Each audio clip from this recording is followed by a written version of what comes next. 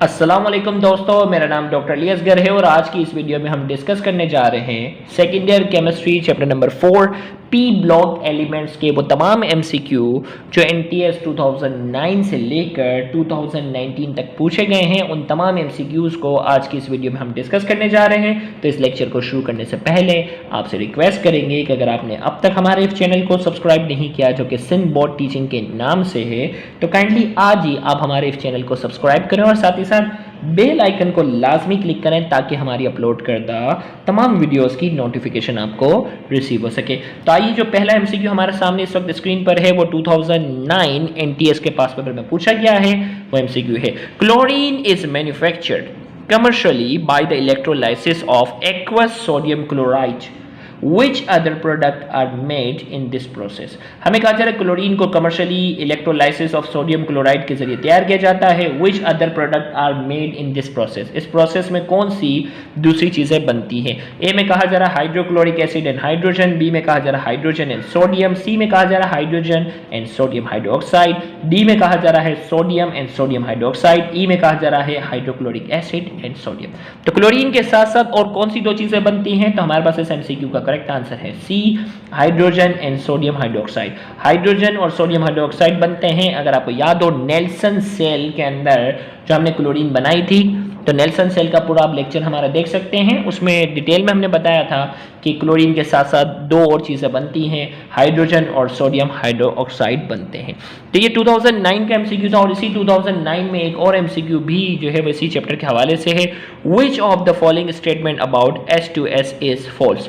हमें कहा जा रहा है हाइड्रोजन सल्फाइड के हवाले से कौन सा स्टेटमेंट जो है वो रॉन्ग है। ए में कहा जा रहा है it is a covalent compound, बिल्कुल सही है। It is a gas with bad smell, बिल्कुल। It is a strong reducing agent, it is a strong reducing agent than water, okay।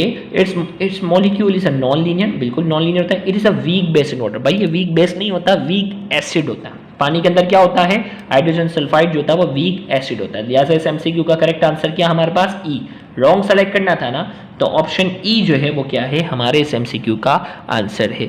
फिर इसके बाद हमारे पास जो है वो इसी 2009 में एक और एमसीक्यू पूछा गया है, when an element exists in more than one crystalline form the phenomena is termed as। कोई भी एलिमेंट जब एक से ज्यादा क्रिस्टलाइन फॉर्म में पाया जाता है उसे क्या कहते हैं? Isomorphism, allotropy, isomerism, anisotropy, enthalpy. तो हमारे पास क्या है?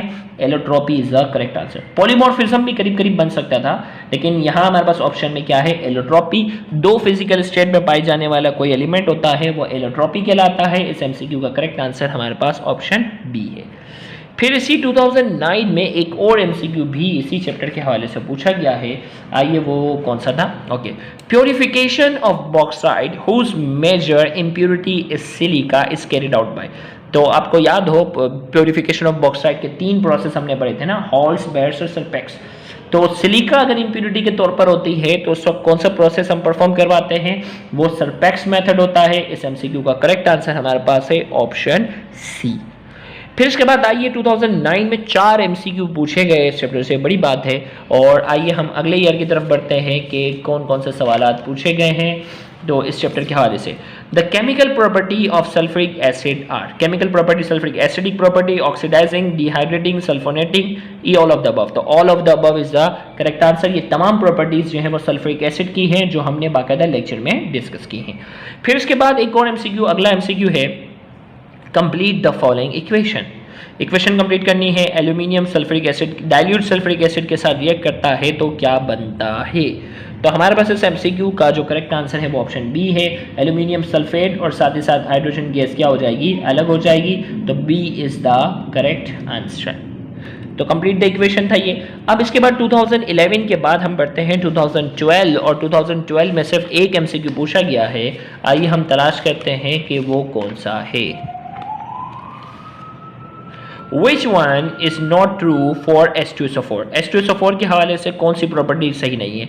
ए में कहा जा रहा है एसिड है, बी में कहा जा रहा है ऑक्सीडाइजिंग एजेंट है, सी में कहा जा रहा है नाइट्रेटिंग एजेंट है, डी में कहा जा रहा है डिहाइड्रेटिंग एजेंट है और ई में कहा जा रहा है सल्फोनेटिंग एजेंट है। तो हमें इसमें से जो है वो रॉन्ग स्टेटमेंट जो है वो क्या करना है? करेक्ट सेलेक्ट करना है। तो इस एमसीक्यू का हमारे पास जो आंसर है वो क्या है? सी है। ये नाइट्रेटिंग एजेंट नहीं है, ये सल्फोनेटिंग एजेंट होता है। तो इसका हमारे पास जो राइट ऑप्शन है वो क्या है? ऑप्शन सी जो है वो इसका ऑप्शन है। फिर इसके बाद जो है हमारे पास 2013 की तरफ बढ़ते हैं और देखते हैं इस चैप्टर से कौन सा एमसीक्यू पूछा गया है। आइए उसकी तरफ बढ़ते हैं। Okay, which statement is correct about normal gases? Normal gases के हवाले से कौन सा स्टेटमेंट करेक्ट है? ए में कहा जा रहा है their oxidation state is zero, B में कहा जा रहा है they react easily with alkali metal, C में कहा जा रहा है they exist in form of molecule, D में कहा जा रहा है they are also known as halogen, E में कहा जा रहा है नन ऑफ द अबव। तो इनमें से कौन सा स्टेटमेंट जो है वो हैलोजन के हवाले से करेक्ट है वो हमें सेलेक्ट करना है। तो A is the correct answer, their oxidation state is zero. इनकी ऑक्सीडेशन स्टेट जो होती है वो जीरो होती है, इनके ऊपर कोई अपेरेंट चार्ज नहीं होता। ए इज द करेक्ट आंसर। इसी 2013 में हमारे पास एक और एमसीक्यू पूछा गया है इसके हवाले से और वो हम तलाश कर रहे हैं और वो हमारे सामने है। डायमंड एंड ग्रेफाइट डायमंड और ग्रेफाइट आपस में क्या है? Are isotopes, isomer, allotrope have the same structure, are equally hard. तो दोनों डायमंड और ग्रेफाइट दोनों क्या हैं? आपस में एलोट्रॉप्स हैं। डायमंड और ये दोनों आपस में क्या है? एलोट्रॉप्स हैं। तो हमारे पास इस एमसीक्यू का करेक्ट आंसर हमारे पास जो है वो सी है। ये 2013 का था। इसी 2013 में आपके पास एक और सवाल है, borax exist in nature as. Borax कुदरती तौर पर किस फॉर्म में पाया जाता है हमें वो बताना है। तो इसका करेक्ट आंसर ए है Na2B4O7.10H2O। बुक की बाकायदा लाइन है। बोरेक्स नेचुरली तौर पर ऑप्शन ए इस फॉर्म में पाया जाता है। इसमें 10 मॉलिक्यूल्स जो होते हैं वो वाटर ऑफ क्रिस्टलाइजेशन वाले होते हैं। फिर इसी 2013 के जो है वो सवालात मुकम्मल करने के बाद 2014 में 4 एमसीक्यू जो है वो इससे पूछे गए हैं। आइए वो 4 एमसीक्यू कौन कौन से थे। भाई देखिए एनटीएस का कोई भरोसा नहीं है, किसी ईयर से एक भी एमसीक्यू नहीं देना, किसी ईयर में भर भर के दे देना। भाई यहाँ एक बात सीखने को मिल रही है, स्पेशली केमिस्ट्री में भाई कोई वो नहीं है, जब चाहे किसी चैप्टर से 4-5 एमसीक्यू उठा दें, जब चाहे किसी से एक भी ना दें। H2SO4 has greater affinity for water because A में कहा जा रहा है it decomposes the acid, B में कहा जा रहा है it hydrolysis the acid, C में कहा जा रहा है एसिड डिकम्पोजेस वाटर, डी में कहा जा रहा है acid form hydrate with water. तो सल्फ्यूरिक एसिड की जो पानी के लिहाज से जो अफिनिटी है वो ग्रेटर है और इसकी वजह क्या है? Acid form hydrates with water. Acid जो होता है वो पानी के साथ मिलकर क्या करता है? हाइड्रोनियम आयन बनाता है। तो इसका करेक्ट आंसर हमारे पास जो है वो D is the correct answer. फिर इसी 2014 में हमारे पास एक और सवाल है और इसमें कहा जा रहा है, एक minute camera focus, zinc react with dilute H2SO4 to give hydrogen, it also react with concentrated H2SO4 to form SO2। In this reaction हमें कहा जा रहा है जिंक जो होता है ना डाइल्यूट सल्फ्यूरिक एसिड के साथ रिएक्ट करता है तो हाइड्रोजन प्रोड्यूस करता है और कंसंट्रेटेड के साथ रिएक्ट करता है तो सल्फर डाइऑक्साइड भी प्रोड्यूस करता है। इस रिएक्शन में क्या है? जिंक जो है वो H+ से उसको H2 की तरफ बना रहा है, बिल्कुल, क्योंकि सल्फाइड के ऊपर माइनस होता है और इसके ऊपर प्लस होता है, ये बिल्कुल सही है। इसमें कह रहा है कि H+ से जिंक रिड्यूसेस कर रहा है ना भाई, पॉजिटिव चार्ज का कम होना रिड्यूसेस है। ओके, ए तो सही है। इसमें कह रहा है जिंक ऑक्सीडाइज थोड़ी हो रहा है, रिड्यूस हो रहा है, हट गया। फिर कह रहा है zinc reduces SO-2 to SO2। Zinc जो है वो क्या कर रहा है? रिड्यूस कर रहा है। जिंक इसमें जो है वो रिड्यूस कर रहा है, SO2-2 से इसको ला रहा है। भाई ये रिडक्शन थोड़ी है, ये तो ऑक्सीडेशन है। -2 खत्म होकर न्यूट्रल हो गया तो ये तो ऑक्सीडेशन है नहीं। इसमें कह रहा है zinc oxidises SO-2 to SO2, बिल्कुल सही है, ये ऑक्सीडाइज कर रहा है, -2 को न्यूट्रल कर देना। तो इसका मतलब डी और ए दोनों क्या हैं? करेक्ट हैं। तो हमारे पास करेक्ट ऑप्शन क्या हो गया? E. Both A and D are correct. फिर इसके बाद हमारे पास जो है 2014 में ही एक और एमसीक्यू भी इससे पूछा गया है और इसमें पूछा गया है द रिएक्शन, एक मिनट कैमरा थोड़ा फोकस कर देते हैं। Okay, the reaction Cl2 plus H2O HCl और HOCl बना रहा है। भाई क्लोरीन वाटर वाले एग्जाम्पल है और इस पर पूरा लेक्चर है, auto oxidation reduction of chlorine. तो यहाँ क्लोरीन को पानी के अंदर डिसॉल्व करते हैं तो एक क्लोरीन का एटम जो होता है वो रिड्यूस होता है और एक ऑक्सीडाइज हो जाता है, लिहाजा ये एग्जाम्पल है auto oxidation and reduction reaction की। सी इज द करेक्ट आंसर। तो ये 2014 का हमारे पास ये एमसीक्यू था। इसी 2014 में एक और एमसीक्यू पूछा गया है। ओके भाई, इसमें कहा जा रहा है the lower part of the solvay tower has been cooled during the manufacture of soda ash because. Solvay tower का जो लोअर पार्ट होता है इसको ठंडा रखते हैं सोडा एश की फॉर्मेशन के दौरान बिकॉज। ए में कहा जा रहा है this facilitate the production of soda ash, B में कहा जा रहा है it decreases the solubility of Na2CO3, C में कहा जा रहा है this control the flow of brine. D में कहा जा रहा है it decreases the solubility of NaSCO3। तो सॉल्वेट टावर का जो लोअर पार्ट होता है, सॉल्वेट टावर का जो लोअर पार्ट होता है, इसको हमने जो है वो कूल क्यों रखा होता है, इसमें ये सवाल में हमसे ये पूछा जा रहा है। तो इस MCQ का हमारे पास जो करेक्ट आंसर जो है वो ऑप्शन डी है, it decreases the solubility of NaSCO3, ताकि NaSCO3 की सॉलिबिलिटी कम हो जाए, ताकि वो क्या हो जाए, बकिया लिक्विड से क्या हो जाए, अलग हो जाए। तो D is the correct answer. तो ये सॉल्वेट टावर वाला हमने पूरा लेक्चर अटेंड किया था। 2014 के इन MCQ के बाद 2015 में 3 MCQ जो है वैसे पूछे गए हैं। आइए वो 3 MCQ कौन से हैं इस चैप्टर से रिलेटेड।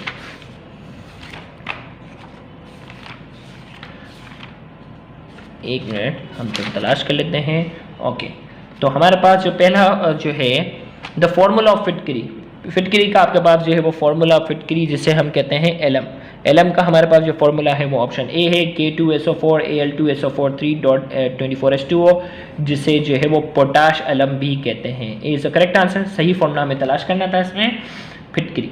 फिर इसके बाद विच of the following is Chrome yellow, इनमें से क्रोम येलो पिगमेंट का हमें क्या करना है, फॉर्मूला बताना है, और इसका सही फॉर्मूला हमारे पास PbCrO4। तो क्रोम पिगमेंट पे हमने बाकायदा डिस्कशन की हुई है, फिर एलम पे भी पूरी डिस्कशन की हुई है। तो इसका करेक्ट आंसर हमारे पास जो है वो सी है। फिर इसके बाद हमारे पास इसी 2015 में एक और MCQ भी जो है वो इसके हवाले से पूछा गया है। आइए हम तलाश करते हैं, वो ये है CH3 + Cl2 CH2 Cl2 + HCl। भाई जो है ना हमारे पास मिथाइल क्लोराइड क्लोरीन के साथ रिएक्ट कर रहा है, जिसके नतीजे में HCl बन रहा है और CH2Cl। ये किसकी एग्जांपल है, तो ये एग्जांपल भी जो है वो किसकी है, ऑटो ऑक्सीडेशन रिडक्शन की है। तो ये हमारे पास जो है इसमें हमारे पास जो करेक्ट ऑप्शन होना चाहिए, एक मिनट, हमारे पास 2015 का सवाल है और इसका हमारे पास करेक्ट ऑप्शन जो है वो सब C is the correct, not auto oxidation reduction, क्योंकि सब्सिट्यूशन हुआ ना, क्योंकि इसमें दोनों क्लोरीन जो है ना माइनस वाले हैं।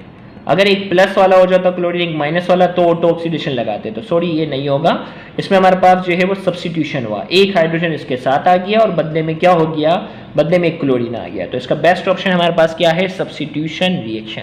इसका बेस्ट ऑप्शन हमारे पास क्या है, substitution reaction. C is the correct answer. तो जल्दबाजी में मत लगाना, जैसे मैंने जल्दबाजी में कर दिया, ऐसा नहीं करना।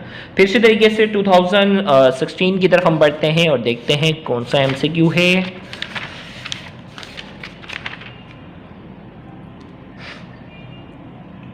Okay, which one of the following is most abundant in earth crust. तो ये बुक की लाइन है, जमीन की अर्थ क्रस्ट में सबसे ज्यादा जो है वो कौन सी चीज पाई जाती है, हमें वो बताना है। तो अर्थ क्रस्ट में सबसे ज्यादा जो है वो एल्यूमिनियम पाया जाता है। इसका करेक्ट आंसर हमारे पास जो है वो ए है।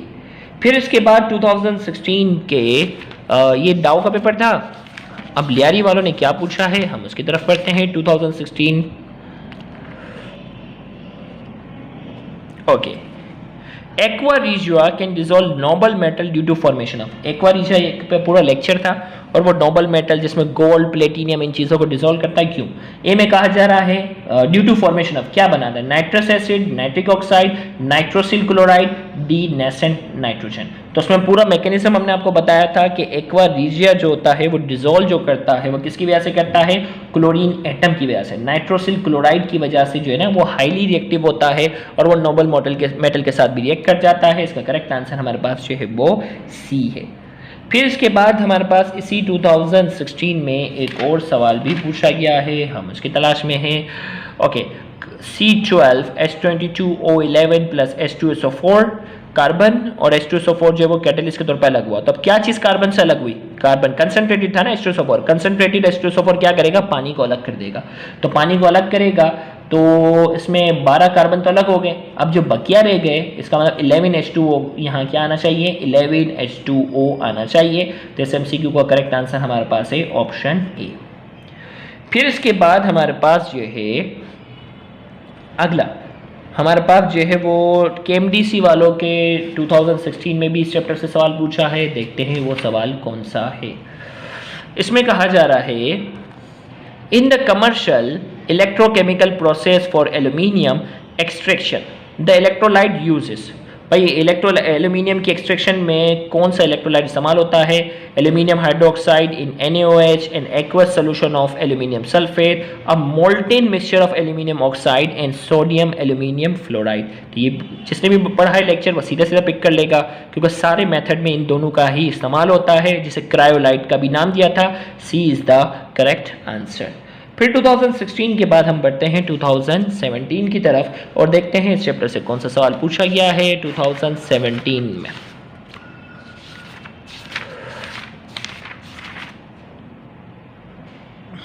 ओके, तो इस वक्त स्क्रीन पर हमारे सामने ये सवाल मौजूद है। Which of the following statement about H2S is false? Hydrogen sulphide के हवाले से कौन सा स्टेटमेंट जो है वो फॉल्स है? ए में कहा जा रहा है it is a covalent compound, it is a gas of bad smell, it is a strong reducing agent than water, it is a weak base in water. D is the correct answer. Same repeated सवाल है ये, same option के साथ। Okay, 2017 पता चल रहा है ना, एनटीएस के कुछ सवाल रिपीट होते हैं। 2018 की तरफ बढ़ते हैं और हम देखते हैं 2018 में क्या पूछा जा रहा है।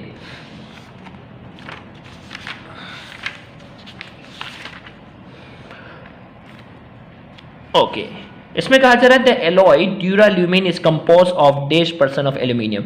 ड्यूराल्यूमिन जो है वो एलॉय है किसका? एल्यूमिनियम का। इसमें एल्यूमिनियम कितने परसेंट, इसमें एल्यूमिनियम जो है वो कितने परसेंट पाया जाता है? तो इसका करेक्ट आंसर हमारे पास है ए 95%। इसमें कितना परसेंट पाया जाता है? ए 95% जो है वो एल्यूमिनियम पाया जाता है। फिर उसके बाद 2019 की तरफ बढ़ते हैं और 2019 इसमें 2018 में एक ही सवाल था, 19 में जो है वो 3 MCQ पूछे गए हैं इस चैप्टर से। आइए कौन सा? The chief or of aluminium is, the chief or aluminium का क्या है? बॉक्साइड है। बॉक्साइड का फॉर्मूला आपको मालूम है Al2O3NH2O। बार बार एल्यूमिनियम के अंदर हमने ये डिस्कस किया था, तो B is the correct answer. फिर उसके बाद जो है वो इसी ईयर में एक और सवाल भी पूछा गया है, diamond is a bad conductor because, diamond जो है बैड कंडक्टर है क्यों? Okay, has tight structure, has high density, has no free electron in crystal, it is transparent to light। Diamond जो है वो बैड कंडक्टर जो है वो क्यों है? has no free electron in crystal। इसका करेक्ट आंसर हमारे पास सी है। फिर इसी 2019 में एक और सवाल भी जो है वो पूछा गया है। आइए वो कौन सा है? और इसमें पूछा जा रहा है what are the products of the below mentioned equation? HNO3 + 3H aqua regia वाली है ना, 3 नाइट्रिक HCl और नाइट्रिक एसिड वाली बात हो रही है। तो इसमें कौन सा प्रोडक्ट प्रोड्यूस होगा? आपको मालूम है जब इन दोनों को हम रिएक्ट करवाएंगे क्लोरीन एटम प्रोड्यूस होगा। तो ये क्लोरीन का मॉलिक्यूल है, ये क्लोरीन का कंपाउंड है, ये क्लोरीन का कंपाउंड, क्लोरीन एटम प्रोड्यूस हो रहा है। तो इस MCQ का करेक्ट आंसर हमारे पास क्या है? D is the correct answer. तो इसके साथ ही 2009 से लेकर 2019 तक जितने भी MCQ थे उन तमाम को आज की वीडियो में हमने डिस्कस किया। उम्मीद है आज की इस वीडियो से आपको बहुत ज़्यादा फायदा हासिल हुआ होगा। Thank you very much. अल्लाह हाफिज़।